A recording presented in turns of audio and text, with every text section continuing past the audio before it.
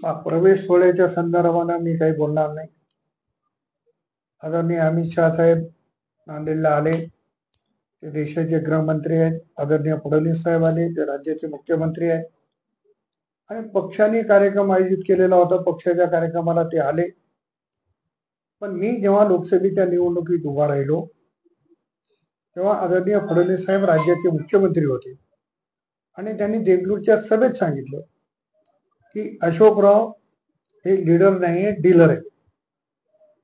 आणि किती एजन्सी आहेत ते त्यांनी त्यांच्या स्वतःच्या भाषणात सांगितलं. आणि जिल्ह्याला प्रतापरावच्या रूपाने आम्ही लीडर देतो आणि हे लीडर प्रतापराव नांदेड जिल्ह्याचे लीडर आहेत, फडणवीस साहेबांनी सांगितलं. त्याच्यामुळं माझ्याबद्दल सन्मानाची भूमिका, माझ्याबद्दल सन्मानाचं उद्गार आदरणीय नेत्यांनी काढले. त्याच्यामुळे माझ्यासारख्या कार्यकर्त्याला आनंद होणं स्वाभाविक आहे. पण आता त्याच्यावर मी परत प्रतिक्रिया काही देणं तर उचित होत नाही. पक्ष प्रवेश सोहळ्याला कुठेतरी अपयश आले असं वाटलं. मी त्याच्यावर बोलणार नाही, परंतु वाईट याचं वाटलं की डीपी सावंताचा प्रवेश पूर्वी झालेला असताना, त्यांनी स्वतः सगळ्या वर्तमानपत्रात जाहीर केला असताना परत त्यांना प्रवेश दिला. मला असं वाटते की एखादा मोठा नेता येतो तेव्हा कोणीच मिळालं नाही तर एखादा आता त्या नेत्याच्या लेवलला शोभेल असं तर कोणीतरी पाहिजे. मग हे आयता उभा होता ते याला प्रवेश दिला असेल असं माझं मत आहे. पण त्यांना फेर प्रवेश देऊन समाज माध्यमामध्ये खूप मोठ्या प्रमाणात चर्चा आहे, ती टाळली असते तर बरं झालं असतं. ज्यावेळेस तुम्ही भारतीय जनता पार्टीमध्ये होता त्यावेळेस देवेंद्र फडणवीस यांच्यासोबत तुमचे चांगले संबंध होते. आता तुमचे संबंध त्यांच्यासोबत कसे आहेत? देवेंद्र फडणवीस साहेब कालही माझे नेते होते, आजही माझे नेते आहेत. कालही संबंध चांगले होते, आजही संबंध चांगले आहेत.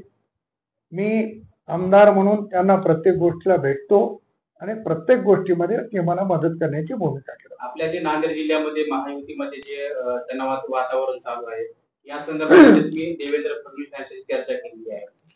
तणावाचं वातावरण काय, मी स्वतःहून तर काय भारतीय जनता पक्ष सोडलेला नाही. त्यांच्या ऍडजस्टमेंटसाठी मला राष्ट्रवादीत पाठवलं. पण मी ज्या पक्षात काम करतो तो पक्ष वाढवणं माझी जबाबदारी आहे. कोणी पण जो ज्या पक्षात काम करतो त्यांचा पक्ष वाढवणं ही त्यांची जबाबदारी आहे.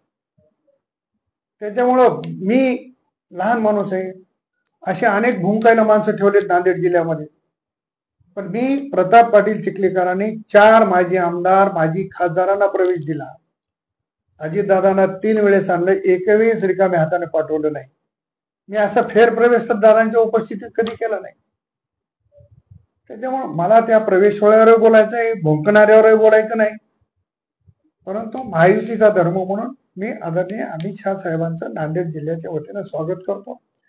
मला असं वाटलं की अमित शाह साहेब आले, काहीतरी एखादी घोषणा होईल, पण काय अडचणांनी मला माहिती नाही.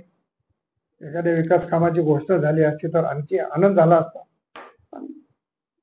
ते विकास पुरुषच आहेत, घोषणा केली नसेल तरी निश्चितपणाने जिल्ह्याच्या विकासाला दुप्त माप देतील.